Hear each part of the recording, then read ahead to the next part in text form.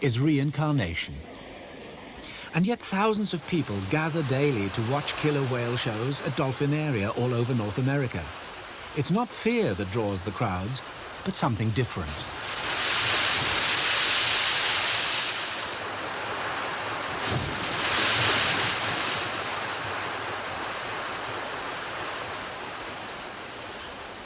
This little girl is deaf.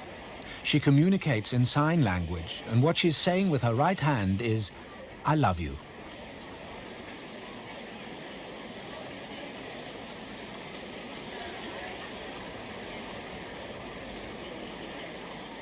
Whatever happened to the reputation of the killer whale? The centerpiece of SeaWorld is Shamu Stadium, the biggest of its kind in the world. Here, crowds gather to watch the killer whales put on their shows several times a day. It's noisy and exciting, a demonstration of the grace and power of these huge animals. As well as enjoying the spectacle, the audience admires the patience of the trainers and wonders how it's done.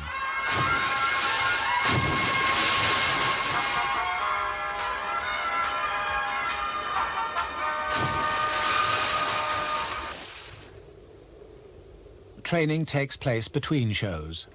It's not a matter of material rewards, nor is there any use of force. Whale trainers soon learn that whales are too independent to take bribes and too big to take orders. The whales are not rewarded by being given fish. They have all they want to eat all day. Their reward is the cheerful and sometimes strenuous interaction which they enjoy with their trainers, like a big dog with a human family.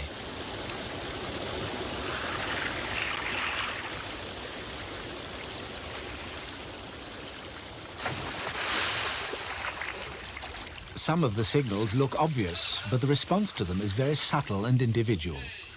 If anyone else gestured like this to one of these whales, it would understand perfectly what was wanted and probably do nothing. The whale will respond actively only to a signal from someone it knows and trusts.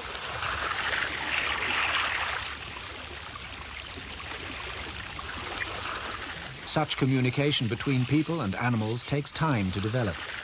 Some animals respond to constant attention and interaction better than others. Compare, for example, trained dogs with cats and monkeys, which are notoriously difficult to train. Killer whales, as the SeaWorld trainers have discovered, respond even better than dogs. They show every sign of enjoying human companionship and of appreciating the variety which the trainers exert themselves to provide.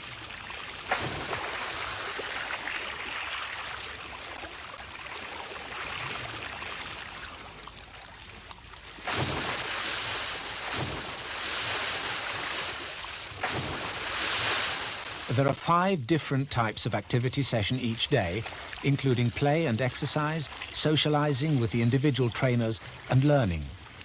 They're offered in a random order. The whales are kept alert and entertained, partly because they don't know what to expect.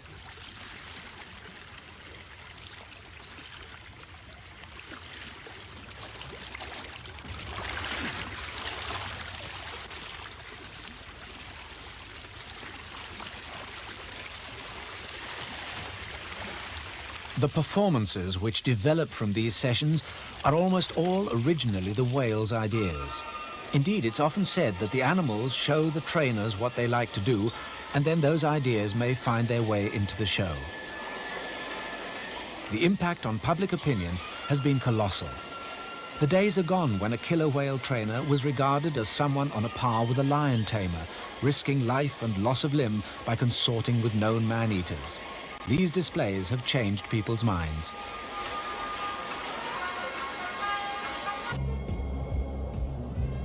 What the whales think of it remains a mystery. Are they tormented prisoners, slowly going insane in the echoing confines of their pool, as some people argue? Others point to the whales.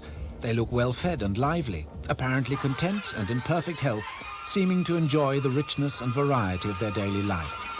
The debate continues, but the captive killers appear to be at ease with their surroundings and their visitors.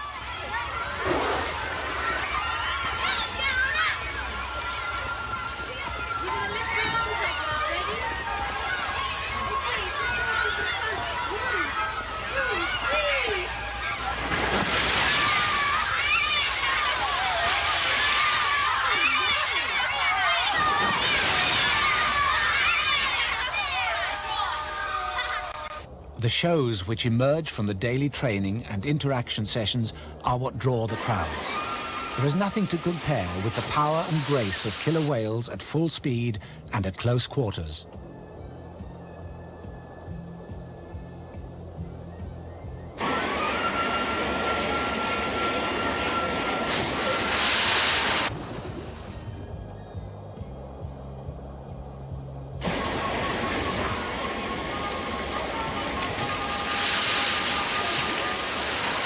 No two shows are the same. That helps to keep the whales interested. This particular stunt was invented by the whale himself during an exercise session and was built into the show within a year, once the trainer had mastered it.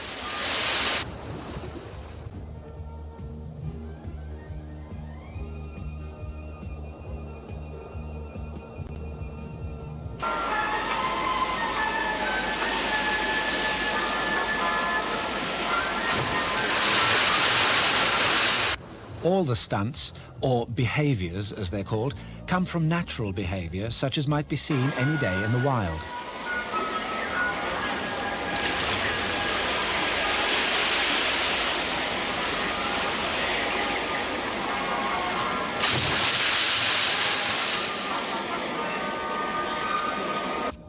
To entertain the crowd, some of the behaviors are exaggerated or extended beyond their normal duration. But physical play like this is a normal part of a whale's daily life.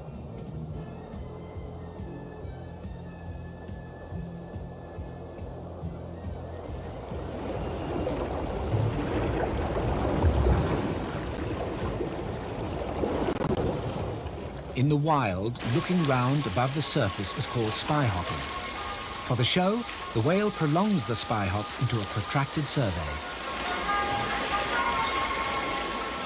The perfect synchronization of their movements adds to the spectacle, but it too is natural, developed from their breathing routines when they travel. The unity of the pod grows from the mother-child relationship. Calves follow their mothers closely while the pod is on the move. Perfect coordination is a way of life among whales, and it's easy to encourage these displays.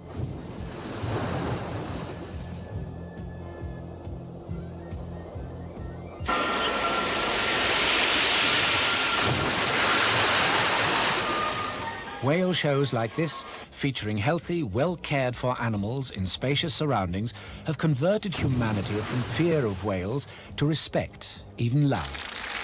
But at SeaWorld, they have produced an unexpected bonus. For the first time, a mother whale has given birth and successfully reared a killer whale baby in captivity. They credit their success to the good relationship between trainers and whales.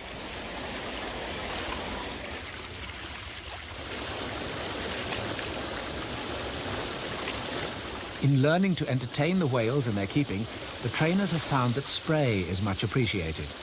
The killer turns out to be a sensual animal with thin, sensitive skin which responds to gentle contact. It seems to enjoy the hose pipe much as a cat enjoys being stroked.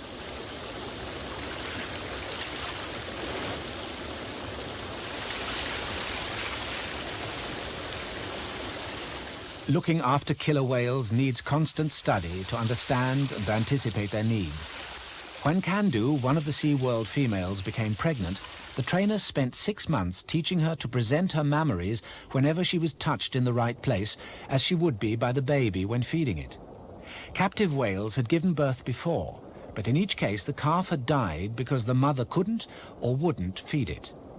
On September the 26th, 1985, after 15 months of gestation, Kandu gave birth in front of the cameras, and this unique piece of film flashed around the world.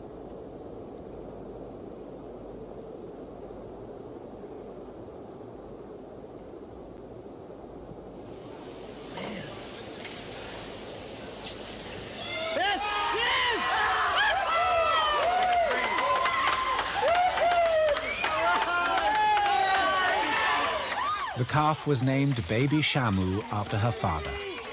She took her first breath unaided, and soon she was swimming strongly round the pool to the cheers of the SeaWorld staff.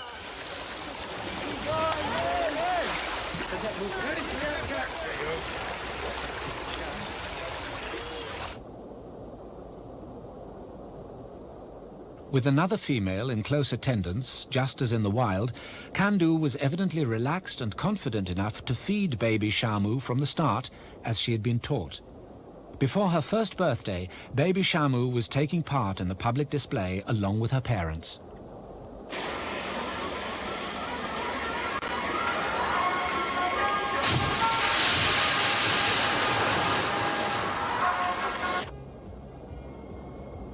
She didn't have to learn the routine or even the meaning of signals. As a baby whale, she naturally follows closely wherever the adults go.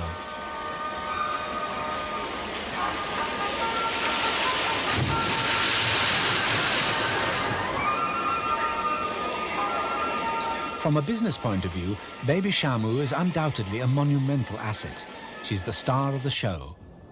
But she's more important than that. She demonstrates that it's possible to breed and rear killer whales in captivity. As more and more countries bow to public opinion and refuse to allow killer whales to be captured in their waters, captive breeding will become essential if shows like this are to continue.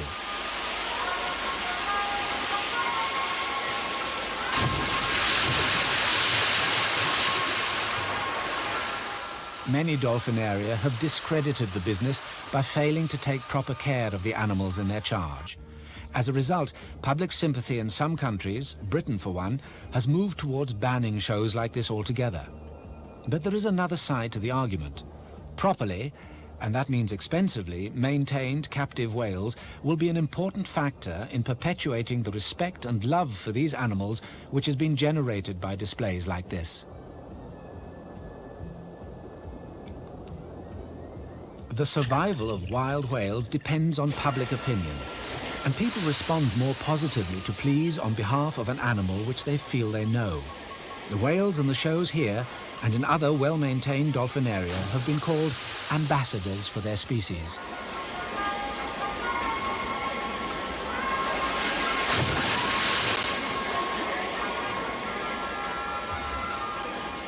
With humanity threatening so much of the natural world, there is a need for ambassadors from that world to ours. It is arguable that animals should be born into the diplomatic service rather than forcibly recruited from outside. The good that such ambassadors have done is clearly visible in one magical site in Western Canada.